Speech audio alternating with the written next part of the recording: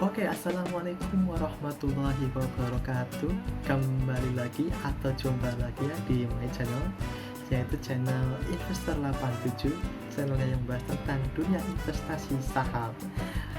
Oke, pada video sebelumnya kita sudah melakukan analisis teknikal ya pada beberapa emiten. Yang pertama, kalau nggak salah kemarin apa ya, Adaro ya, kedua Inco, ketiga Antam, dan kemudian UNPR ya atau Unilever. Oke, pada kesempatan kali ini karena kemarin kita sudah mencoba melakukan analisa secara teknikal, alangkah baiknya kita pada hari ini mencoba untuk menganalisa secara fundamental. Untuk melakukan analisa fundamental tentunya akan membutuhkan waktu yang sangat banyak ya, karena kita pasti akan membutuhkan banyak sekali informasi atau file atau dokumen ya.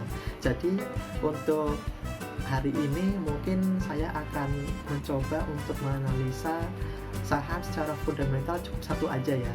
Mungkin yang saya akan pilih adalah Adaro ya, karena Adaro ini termasuk saham yang bagus ya. Oke, alasan kenapa kita harus melakukan analisa secara fundamental. Bukankah sudah cukup kalau kita sudah analisa secara teknikal? Oh, belum tentu. Karena gini ya teman-teman, kalau seandainya kita tidak melakukan analisa secara fundamental, kita takutnya seperti kita beli kucing dalam karung ya. Kita beli kucing dalam karung, katanya isinya kucing, katanya isinya harimau. Oke, yang pertama yang harus kita lakukan adalah ketika ingin menganalisa sebuah perusahaan secara fundamental adalah yang pertama, kita harus mengetahui apa perusahaannya. Kemudian yang kedua, di bidang perusahaan apa itu bekerja atau hidup. Kemudian yang nomor tiga, bagaimana pertumbuhan perusahaan tersebut. Dan yang keempat, bagaimana prospek perusahaan tersebut ke depannya. Oke, sebelum kita melanjutkan ke pembahasan ya, ke inti pembahasan, alangkah baiknya teman-teman bisa melihat video ini sampai selesai ya, agar teman-teman bisa lebih paham mengenai dunia saham ya.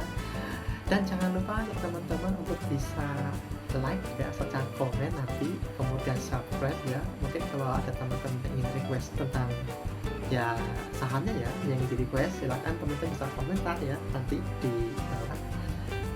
Oke, langsung aja kita ke inti pembahasan. Oke, untuk analisis fundamental yang pertama yang harus kita lakukan adalah perusahaan apa itu atau perusahaan apa yang akan kita beli.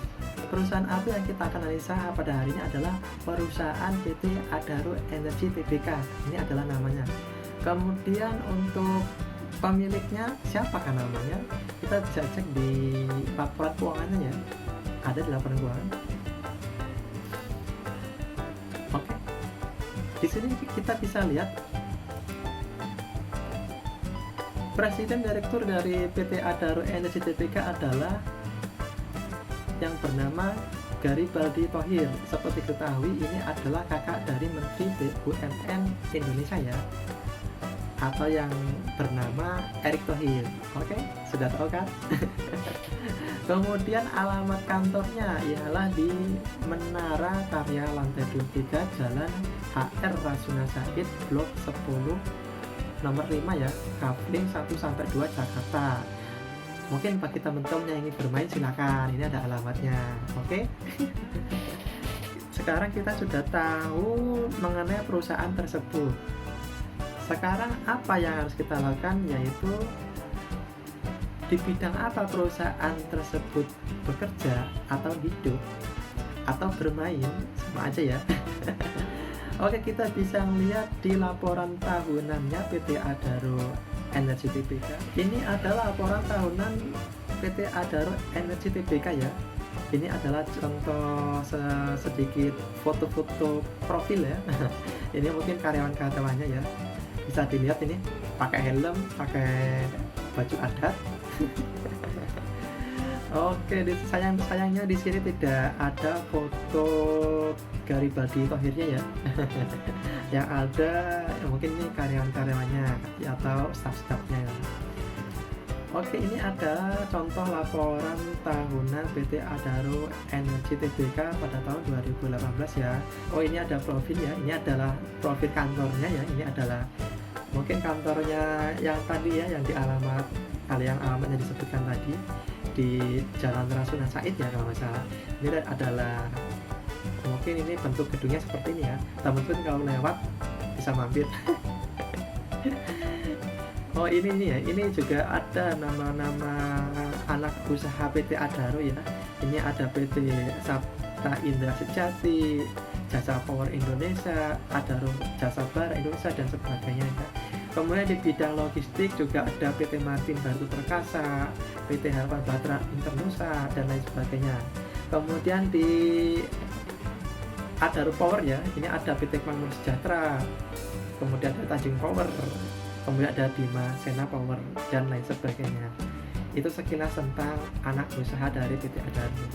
Kemudian kita mau lihat oh ini ada profil ininya juga ya, foto profil dari jasa logistiknya mungkin ya. Ini bisa dilihat, ini mungkin di sekitar laut ya, ada pelabuhan. Oke. Ini mau bagian dari pertambangannya ya, ini mesin-mesinnya. Jadi ini bisnisnya Adaro ini adalah pertama ada full market ya, mungkin dia di bidang trading ya, trading batu bara. Kemudian ada Adaro Mining atau tambang batu bara. Kemudian ini juga ada beserta ada anak perusahaannya ya, ini yang di bidang miningnya. Kemudian ada juga di bidang Adaro Service, kemudian ada Adaro Logistik, kemudian ada Adaro Power, kemudian juga ada Adaro Water, kemudian juga ada Adaro Land dan Adaro Capital, ada Adaro Foundation dan lain sebagainya. Setelah kita mengetahui bermain di bidang apa perusahaan Adaro ini, selanjutnya kita harus mengetahui bagaimana pertumbuhan perusahaan Adaro ini. Kita bisa cek di sini ya, di grafik yang berwarna pink ini adalah yang menunjukkan revenue ya. Revenue-nya bisa kita lihat secara garis besar dia cenderung meningkat ya, walaupun di tengah-tengah dia ada sedikit penurunan, tapi kemudian dia bisa melanjutkan kenaikan. Kemudian pada tahun 2019 ini ya, dia sedikit ada penurunan ya. Jadi dari semula dia untuk trafficnya sekitar 52T, kemudian pada tahun 2019 kurang dari 50T ya. Kemudian kita cek dari segi net income ya, atau pendapatan bersihnya. Kita bisa lihat di grafik warna biru ini adalah grafik net income ya, atau pendapatan bersih.